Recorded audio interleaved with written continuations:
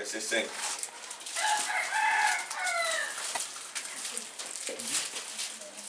Les Corinthiens chapitre 13, le verset 5. Si quelqu'un a la page, je vais proposer la lecture.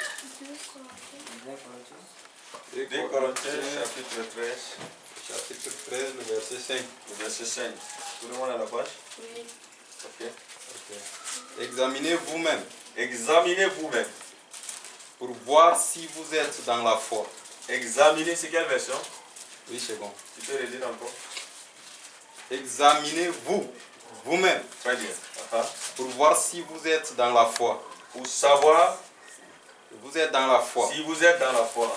Éprouvez-vous vous-même. Éprouvez-vous vous-même. Ne reconnaissez-vous pas que Jésus-Christ est en vous? À moins peut-être que l'épreuve ne soit pour vous un échec. Très bien. La Bible dit ici, examinez-vous vous-même. Amen. Amen. Je souhaite la bienvenue à chacun de nous dans le nom de Jésus. Amen. La Bible dit, examinez-vous vous-même. Chacun doit s'examiner. Ce qui m'intéresse ici, c'est l'examen personnel de notre vie. Nous devons examiner notre vie devant le Seigneur. La Bible, examinez-vous vous-même. La suite maintenant dit, pour savoir si vous êtes dans la foi. Je m'arrête seulement à cette partie de ce passage. La suite ne m'intéresse pas beaucoup. Le point que le Seigneur a déposé dans mon cœur ce soir pour partager avec nous, qu'on s'examine nous-mêmes pour vérifier si nous demeurons toujours dans la foi ou pas. Est-ce que je suis toujours dans la marche chrétienne ou pas? Est-ce que je suis seulement dans la marche chrétienne le matin et puis le soir, je ne suis plus dans la marche chrétienne? Si c'est ça, ça veut dire que je ne suis pas en train de m'examiner. Alléluia. Amen. Le Seigneur est en train de dire à quelqu'un ce soir, examine ta vie, éprouve toi-même, vérifie, mets le caméra de Dieu sur ta vie et vérifie si tu es vraiment dans sa voie. Si tu es en train de marcher dans la vie chrétienne comme il aurait souhaité que tu puisses marcher. Examinez-vous pour savoir si vous êtes dans la foi. Donc on s'examine ici pour vérifier simplement si je suis dans la foi ou pas. Gloire à Dieu. Amen. Et pour vérifier simplement si je suis dans la foi ou pas. Nous allons voir beaucoup de passages ici, juste pour examiner notre cœur devant le Seigneur ce soir, examiner notre vie devant le Seigneur ce soir. Nous lisons 1 Jean chapitre 2. 1 Jean chapitre 2. Le verset 6 à 11. Nous allons lire verset par verset, si Allah peut nous aider. Verset 6 à 11. Oui. Tout le monde a la page? Ok. 1 Jean chapitre 2, le verset 6 à 11. Verset 6 à 11 dit ceci. Celui qui déclare demeurer en lui doit marcher aussi comme lui a marché. Comme le Seigneur a marché. Bien-aimé. Dans le verset combien? 6. Tu lis 6 seulement. Ok. Tu reprends? Celui qui déclare demeurer en lui doit marcher aussi comme lui, le Seigneur, a marché. C'est la version 8 secondes. 8 secondes. Ok. Très bien. Dans la version, la mienne ici dit, celui qui dit qu'il demeure en lui doit marcher aussi comme il a marché lui-même. Alléluia. Amen. Si tu dis que tu es chrétien, chrétienne, si tu dis que tu demeures en Christ, qu'est-ce que tu dois faire? La Bible dit que tu dois marcher comme Jésus a marché. Si Jésus marchait selon la vie du ténèbre, marche aussi selon la vie du ténèbre. Mais si tu reconnais qu'il marche selon la vie de la lumière, marche aussi selon la vie de la lumière. La Bible dit, celui qui dit qu'il demeure en lui, lui Jésus, doit marcher aussi comme il a marché lui-même. Avant de continuer avec le verset 7, regardez-moi ici. accepte de tout faire dans l'œuvre de Dieu, mais fais tout pour ne pas rater le paradis. Alléluia. Amen. Accepte de tout perdre. Accepte même de perdre une relation amoureuse. Alléluia. Amen. Accepte de perdre une relation de fiançailles, de copinage. Accepte même de perdre tout ça. Mais n'accepte jamais de perdre ta vie éternelle. Fais tout pour garder ta vie éternelle. La clé ici, c'est d'aller au paradis. Pourquoi j'ai donné ma vie à Jésus? J'ai donné ma vie à Jésus afin qu'au dernier jour, je sois là-bas dans sa gloire avec lui. Pas que je rate le ciel, non. Amen. Amen. Est-ce que j'ai parlé à quelqu'un? Accepte de tout perdre. Même si dans ta famille, on te dit tout, et tu es négligé, accepte. Mais tiens ferme à Dieu pour aller au ciel. Même si on a t'insulté, accepte les insultes.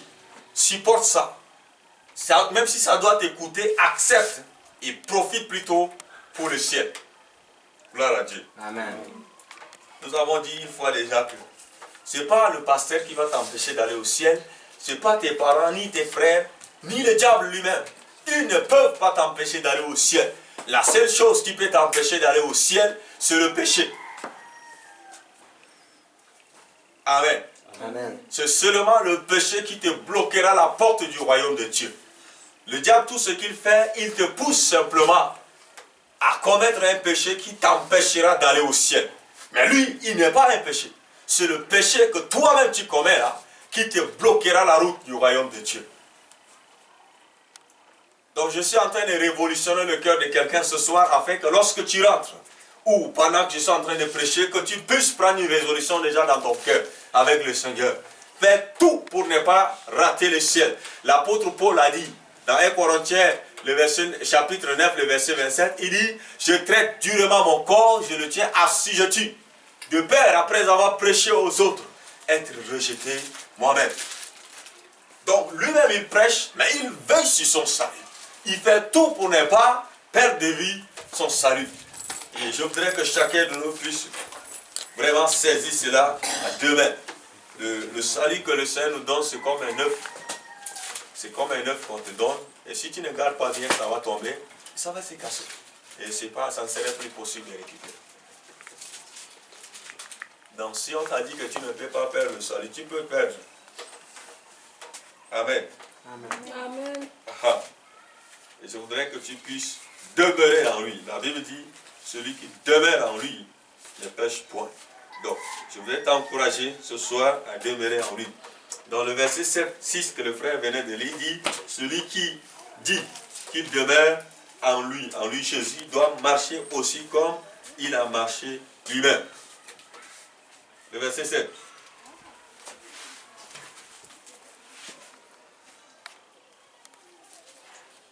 Le verset 7 dit.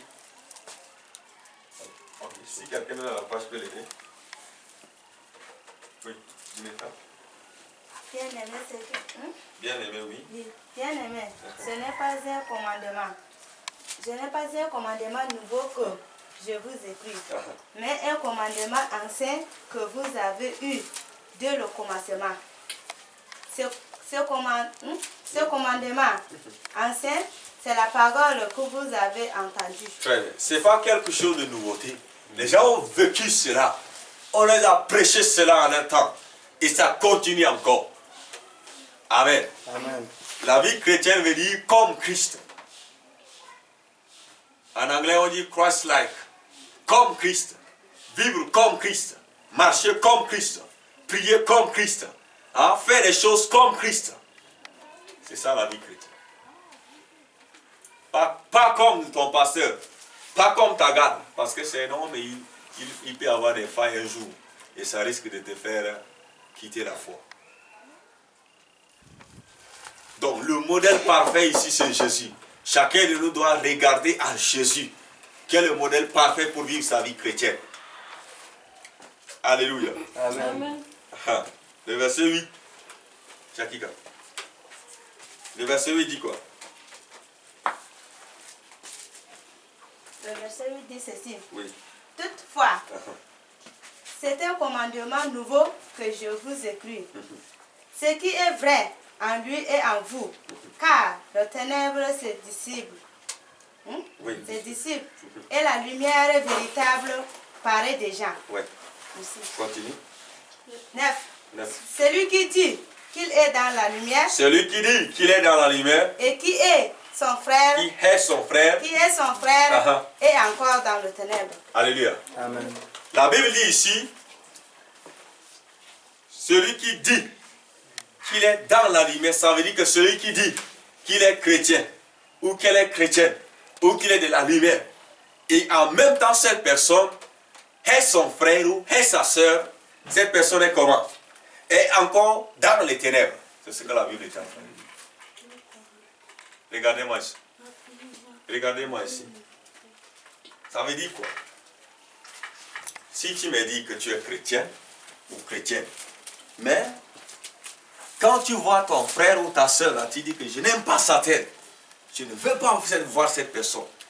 Tu as une haine qui monte dans ton cœur, tu détestes cette personne. Ça veut dire que tu n'es pas encore de la lumière, tu es du ténèbre, tu es païen. C'est ça le terme clair. Tu es un païen engagé à l'église. Amen. Amen. Mon gars, tu me suis. Espérance. Bonne arrivée. Celui qui dit qu'il est de la lumière, il doit aimer son frère. Il doit aimer sa soeur. S'aimer réciproquement. Tu ne peux pas